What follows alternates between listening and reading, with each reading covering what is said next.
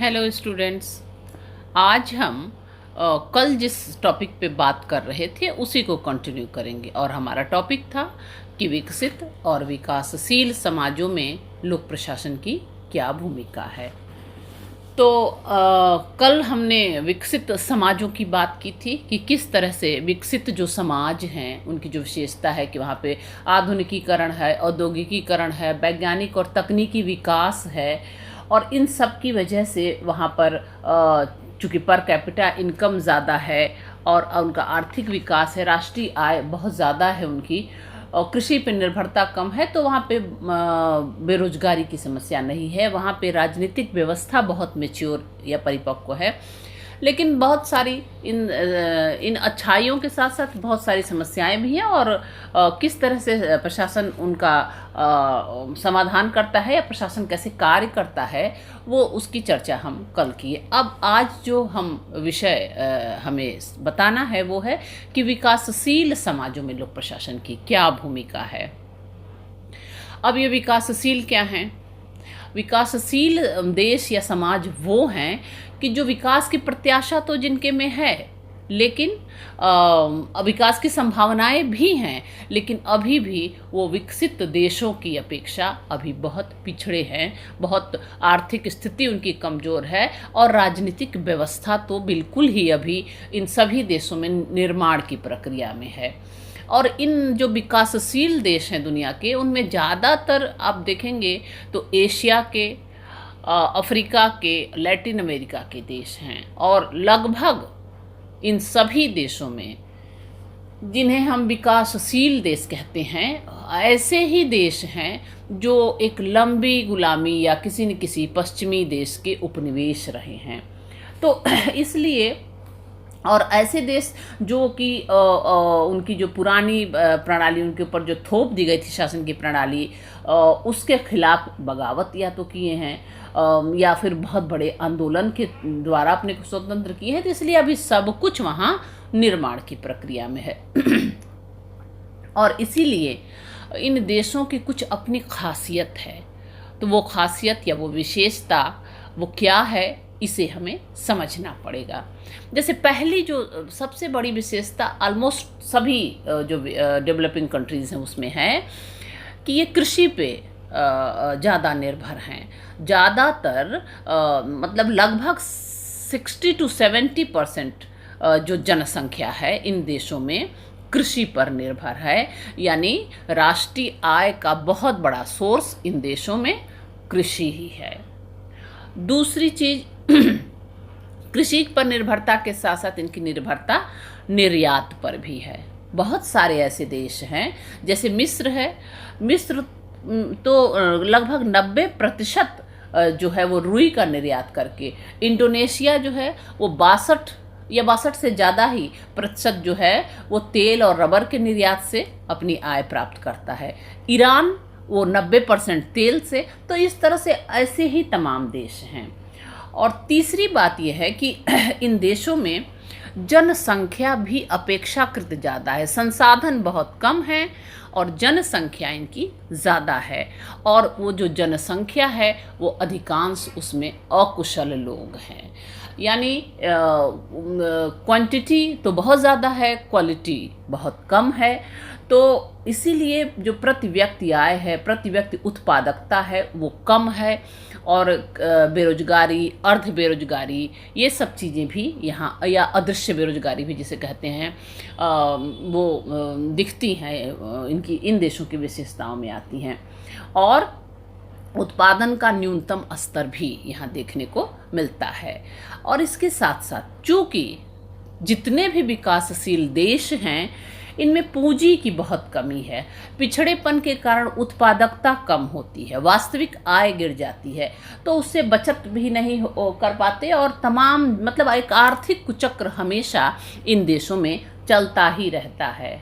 और एक और विशेषता ये भी है कि जो इनकी जो धन है भी इन देशों में उसका वितरण बहुत असमान है, यानी जो संपूर्ण राष्ट्रीय आय होती है उसका बहुत बड़ा भाग कुछ ही व्यक्तियों के हाथ में केंद्रित है और जनसंख्या का एक बड़ा भाग जो आम आदमी है वो उसको बहुत छोटा भाग प्राप्त होता है। और एक बहुत बड़ी समस्या और विशेषता जो भी कह लें ये भी है कि शिक्षा, अभी भी यहाँ पे शिक्षा का बहुत अभाव है और अधिकांश व्यक्ति अभी भी रूढ़िवादी हैं क्योंकि वो अशिक्षित हैं। महिलाओं की स्थिति भी बहुत आर्थिक दृष्टि से तो बहुत ही खराब है, सामाजिक दृष्टि से भी बहुत अच्छी नहीं कही जा सकती। और इसके साथ साथ जैसा कि विकसित देश की बात हो रही थी तो कहा गया ना कि राजनीतिक व्यवस्था की परिपक्वता पाई जाती है, तो यहाँ पर ये एकदम अपोजिट है क्योंकि विकासशील राष्ट्रों में जनता में गरीबी है और वार्षिक प्रति व्यक्ति आय बहुत कम है। तो अगर जिसको खाने का ही प्रॉब्लम है तो वो राजनीति के बारे में, वो पार्टी सिस्टम के बारे में, वो इन सब चीज़ों के बारे में उसे सोचने का समय ही नहीं है।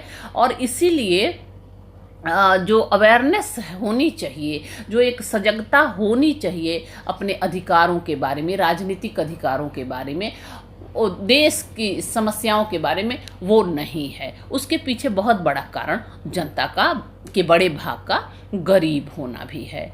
और इसके साथ ही साथ टेक्नोलॉजी का भी, अभी जो टेक्नोलॉजी विकसित देश वाले बहुत पहले, आज से 10 साल पहले जिस टेक्नोलॉजी का यूज करके वो तमाम क्षेत्रों में अपने को विकास कर लिए हैं अपना, तो वो तो अभी यहाँ पे बिल्कुल अभी उसके प्रोसेसिंग शुरू हुई है। तो तकनीकी ज्ञान का अभाव भी जो है वो बहुत बड़ी बाधा है। और जो मतलब लेबर तो है लेकिन वो अकुशल है, उनका टेक्निकल कुछ ज़्यादा नहीं है जितना उनका जनसंख्या है, उसके रेशियो में प्राविधिक ज्ञान का अधिकांश अभाव है। और इसीलिए जो विकासशील देश हैं उनमें योग्य और कुशल प्रशासकों का भी अभाव है, क्योंकि ज़्यादातर इन देशों में जो प्रशासक हैं वो व्यक्तिगत स्वार्थों को ही सर्वोपरि स्थान देते हैं। और जनता भी उसके साथ यूज्ड टू हो गई है कि वो चाहे उत्कोच दे करके या जैसे भी पैसा खर्च करके एनी हाउ अपना काम हो जाए, इसी से मतलब रखती है। तो ये बहुत दिक्कत है कि जो ये सारी प्रॉब्लम जो है इसकी विकासशील देशों की समस्या को बढ़ा देती है। और बेसिक प्रॉब्लम देखिए ये है कि ये जितने भी देश हैं ना, इसमें राजनीतिक व्यवस्थाएं जो होती हैं उसमें बड़ी सिमिलरिटी है।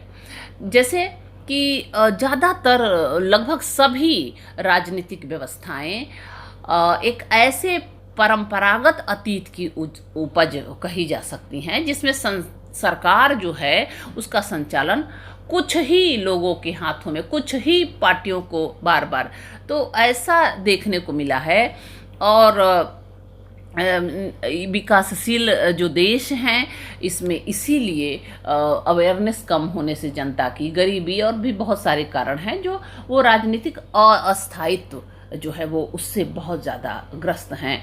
और एक चीज़ और है कि बहुत ज़्यादा डाइवर्सिटी है कि मतलब धर्म की, संस्कृति की, तो इसलिए भी इन सबका भी राजनीतिक व्यवस्था पे बड़ा परस्पर विरोधी प्रभाव पड़ता है और समाज में तनाव की परिस्थितियां उत्पन्न होती हैं। और उससे होता क्या है कि सरकारों पर आंतरिक सुरक्षा का दबाव बनता है और बाह्य आक्रमण का खतरा तो कम होता नहीं है, वो तो हमेशा बना ही रहता है क्योंकि सभी देश तो मित्र हो नहीं सकते, तो उसका खतरा तो रहता ही है। जो आप राजनीति शास्त्र के विद्यार्थी हम सभी हैं तो ये तो हमें पता ही है। जैसे भारत को ही ले लीजिए, अभी भी उसके साथ कितनी दिक्कतें चल रही हैं अपने पड़ोसी देशों से। और चुनावों का जहाँ तक सवाल है तो स्वतंत्र और निष्पक्ष चुनाव बहुत मुश्किल से होते ही नहीं हैं, और अगर होते भी हैं तो जो हारता है वो जल्दी स्वीकार ही नहीं करता है, फिर बहुत सारे आरोप प्रत्यारोप चलते रहते हैं। यानी ये बहुत इमेच्योरिटी है अभी भी वहाँ पे पॉलिटिकली। तो इस तरह से जो लोकतंत्र है वो स्थापित तो हो गया है लेकिन अभी भी वह एक अस्थायित्व के दौर में है, अगर हम ये कहें तो शायद सही होगा कि लोकतंत्र है तो, लेकिन इन देशों में लोकतंत्र अभी बहुत अस्थायित्व के तौर से गुजर रहा है, और इसीलिए राजनीति में हिंसा, राजनीतिक हत्या, राजनीतिक षड्यंत्र, इन सभी यानी एक बहुत संक्रमण की अवस्था है। अभी भी यह संक्रमण जो है वो यहाँ पर दिखाई देता है। लगभग सभी विकासशील देशों में ऐसी दिक्कतें हैं, और इसीलिए जो जो प्रशासन है उसका उत्तरदायित्व भी बहुत ज़्यादा बढ़ जाता है।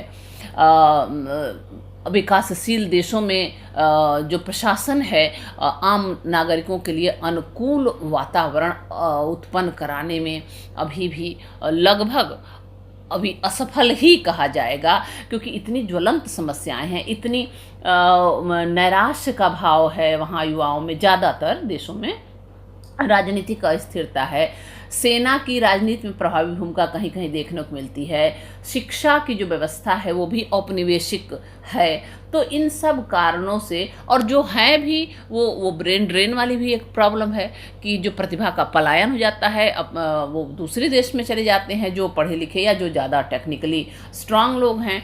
तो इसलिए प्रशासनिक समस्याएं भी बहुत सारी हैं। और जैसे कि कुछ की बात कर लें कि प्रशासनिक संरचना का अभाव हमें दिखाई देता है। यहाँ पर प्रबंध पटुता जो होनी चाहिए योग्यता के आधार पर, गुणों के आधार पर, वो अभी तक निर्मित नहीं हो पाया है।